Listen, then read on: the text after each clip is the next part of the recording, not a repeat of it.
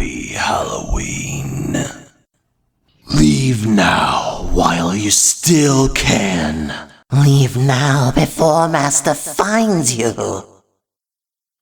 Who is that knocking at my door? Who is that knocking at my door? Who is that knocking at my door? Be gone with you.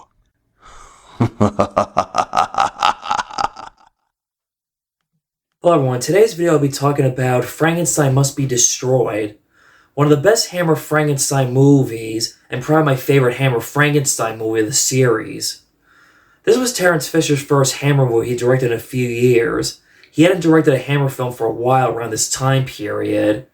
Seeing Terence Fisher's name as a director makes me feel confident and that this movie will be good and will not disappoint me, in which it doesn't. I love the story to this movie, find it very entertaining. I had a lot of fun with this movie. Unlike the last three movies, Frankenstein was an anti-hero, and this movie goes back to his old roots from the first two Hammer Frankenstein movies. Being an evil bastard, mean, ruthless person. It's weird how he can still be a gentleman in the movie at times, but he's still an asshole. There's no sympathy or compassion for Frankenstein in this movie. He's one evil son of a bitch in this movie. The movie opens up with Frankenstein committing a murder, chopping a man's head off for his next experiment. He wears a mask to scare off a robber who snuck in and possibly trying to find something to steal.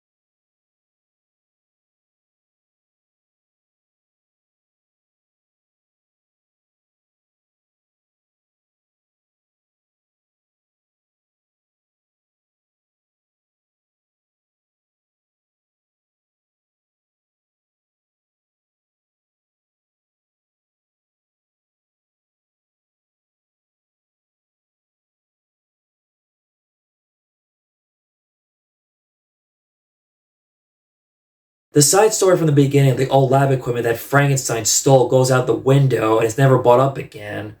The police never find out the investigation. There's no conclusion for the police on this investigation. Part of the reason Frankenstein runs away again like an evil Frankenstein when his identity is being exposed again. Frankenstein goes by a fake alias name, Dr. Fenner, staying in an apartment building run by Anna.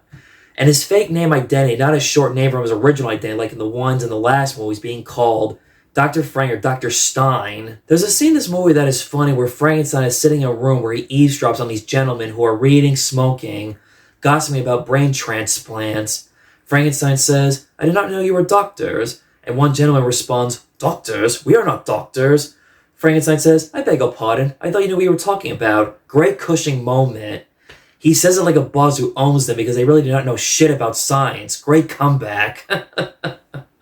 Dr. Frankenstein blackmails a couple who secretly sell drugs on the side for extra money so they can keep Carl's girlfriend's mother, Anna, in a home where she's well taken care of. In order not to turn them in, he asks Carl to help him get this prisoner Dr. Frankenstein once knew to escape a mental institution. Carl and Anna are stuck in a dilemma and have no choice but to help Frankenstein. Unlike the last Hammer Frankenstein movies, the assistant's name was Hans. This time, Hammer finally gave the assistant a different name, Carl. But I highly doubt they were making reference to Carl from Revenge of Frankenstein. There's no character named Hans in this movie whatsoever at all. The last three Hammer movies felt like a Hans trilogy. Unlike the last three assistants, Hans, who admired Frankenstein, Carl does not know or does not have any inspiration from Dr. Frankenstein at all. He's just a regular ordinary guy, but when Frankenstein blackmails him asking him for help, he seems to take a little interest in Frankenstein's work, but at the same time he had no choice. Despite this movie being serious, the character Inspector Frisch, I'm not sure I'm saying that name right. It felt like he was only used for comedic relief and was a little bit obnoxious at times. His comedy threw me off a little bit. Carl's girlfriend Anna, played by Veronica Carlson, who was in a lot of Hammer movies, her only purpose for Frankenstein in this movie, having her around, is to make coffee. And of course, there's another thing he used her for. Let's dive into that. There's a scene in this movie where Anna's all alone in her room. Frankenstein comes in and rapes her, but they don't show it. We as an audience know and assume what Dr. Frankenstein does, that Frankenstein raped Anna. I felt bad for Anna. Carl never finds out that Frankenstein raped Anna, and I'm not sure why Anna did not tell Carl.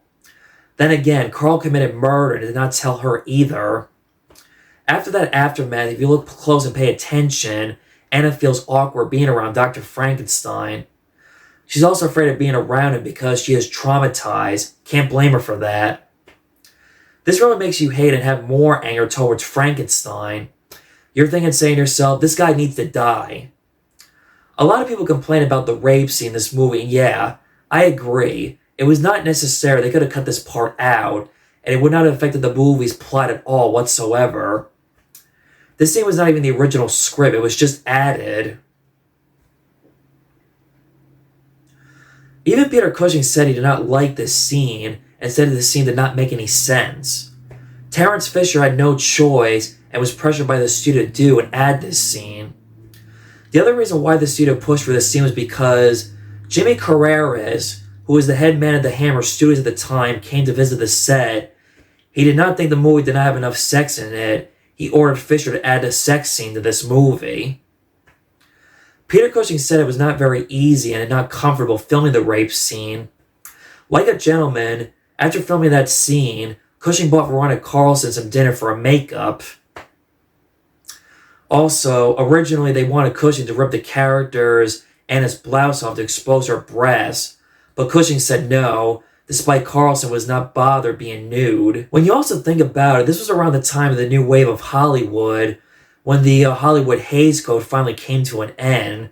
Hollywood was able to make movies with sex, nudity, violence, and be exploited. The character Dr. Frederick Brand is an old friend of Dr. Frankenstein, who wants to help him escape to transplant his brain into a new body so he can do the rest of his work in his formula. Frederick has mental issues. The work Frederick did drove him to insanity. He ended up in a mental institution. Carl and Frankenstein help him escape. He has a heart attack.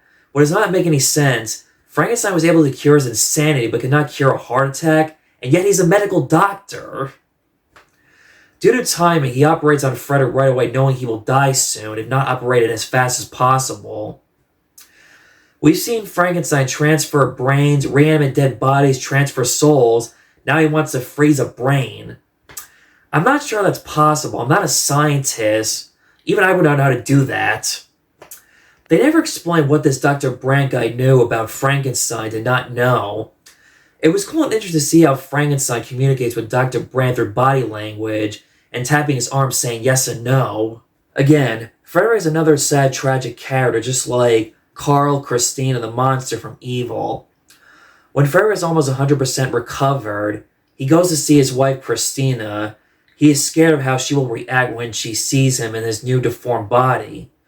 He tells her how much he loves her and wants to kill Frankenstein. As I said before, Frankenstein wanted his old documents on their work together, but after what he did to him, Frederick hates Frankenstein, does not forgive him switching brains, for giving him a new body. You feel bad and sympathetic for Frederick.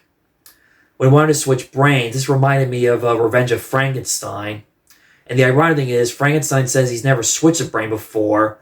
Do we need to remind you that you did this in Revenge of Frankenstein? Do I need to show you clips? When Frankenstein runs away again, it was heartbreaking to see Frederick's wife to see the real body of her dead husband. She was a likable, sympathetic character. You wanted to see her and her husband reunite despite the risk of seeing her husband in a new body. You also felt bad as she was tricked by Dr. Frankenstein, not knowing her husband was in a new body. When she sees the body, had bandages. It's sad when she finally sees her husband, it's hard for her to believe it was her husband in a new body. After Frederick sees his wife and is reunited after 5 minutes, she leaves the house for safety and protection. Frederick set his own house on fire, so Frankenstein does not get the documents that he wants. He does this for revenge and hatred for how Frankenstein destroyed and ruined his life. Frankenstein kills Anna because she stabbed Brand, but he did not die yet. It surprises me that Anna did not try to attempt to kill Frankenstein or defend herself, especially after the rape scene. Frankenstein tries to get the documents, and just when he thought he had them, Carl stops and wants revenge to kill him for killing his girlfriend Anna. Carl gets shot by Brand despite he had no reason or nothing against Carl, but I guess Brand was like, I don't think so, this is my revenge. Brand brings Dr. Frankenstein back in the burning house, and they both die together. Again, this is like something out of a Universal Frankenstein movie ending. The ending is perfect. It's a basic revenge triangle ending. This should have been the last one, but of course, Hammer had to take a risk and push the edge of making 2 more Hammer Frankenstein movies, which we will dive into soon. That wraps up today's video. Stay tuned for tomorrow for The Horror of Frankenstein. Oh boy.